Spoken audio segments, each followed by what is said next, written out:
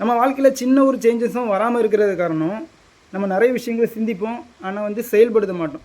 நம்ம செயல்படுத்தாமல் இருக்கிறதுக்கு காரணம் தோல்வியும் ஒரு காரணம். ஏன்னா தோல்வி அடைஞ்சிருவோமோ அப்படிங்கிற ஒரு பயம், தாழ்வு மனப்பான்மை.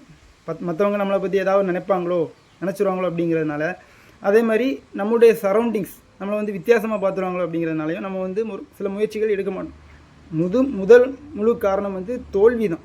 ஏன்னா நம்ம இறங்கின விஷயத்தில் ஜெயிக்கணும் அப்படிங்கிற மைண்ட் செட் தான் நம்ம எல்லாருமே இருக்கிறோம். அப்போது இந்த தோல்வி அப்படிங்கிறது நம்ம வந்து நிறைய விஷயங்களை பின்வாங்கிறதுக்கு ஒரு காரணமான ஒரு கூறாக இருக்குது. ஆனால் அந்த தோல்வியை பற்றி தான் நம்ம வந்து முழுமையாக தெரிஞ்சுக்கணும். நம்ம தாமஸ் ஆல்வா எடிசன் மின்சார விளக்கை கண்டுபிடிக்கிறார்.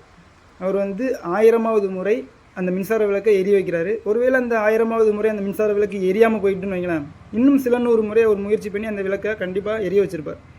அவருடைய பார்வையில் மின்சார விளக்கை நான் வந்து இத்தனை நாளுக்குள்ளே கண்டுபிடிக்கணும், இத்தனையாவது தடவைக்குள்ளே நான் மின்சார விளக்கை கண்டுபிடிக்கணும் அப்படிங்கிற ஒரு நோக்கம் கிடையாது. அவருடைய முதல் நோக்கமாக மின்சார விளக்கை கண்டுபிடிக்கணும். அதுதான் அவருடைய நோக்கமாக இருந்துச்சு.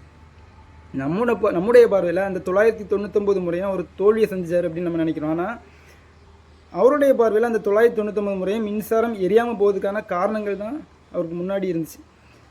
அவர் வந்து தோல்வியை பார்த்து தோண்டு போகலை, நம்மளால் முடியாது அப்படிங்கிற ஒரு தன்னம்பிக்கையின்மை அவர்கிட்ட இல்லை.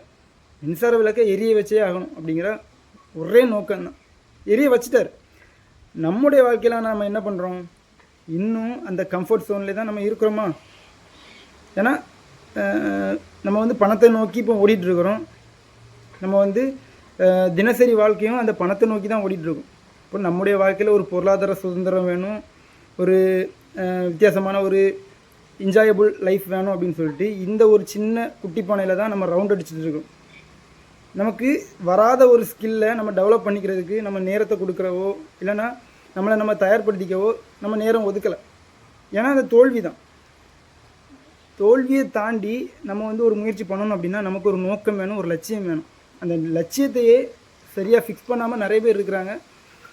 ஒவ்வொருத்தருக்கும் ஒரு நோக்கம் இருக்கும், ஒரு ட்ரீம்ஸ் இருக்கும். அந்த ட்ரீமை ஃபிக்ஸ் பண்ணி வெற்றி தோல்விக்கு அப்பாற்பட்டு நம்ம தொடர்ந்து அதை முயற்சி பண்ணுறதுல ஒரு சுவாரஸ்யம் இருக்குது. தோல்வி அப்படிங்கிறது ஏற்றுக்க பழகிக்கணும். அதாவது சொல்லுவாங்க, வெற்றியின் நண்பன் தான் தோல்வி, தோல்வியின் குழந்தை தான் வெற்றி.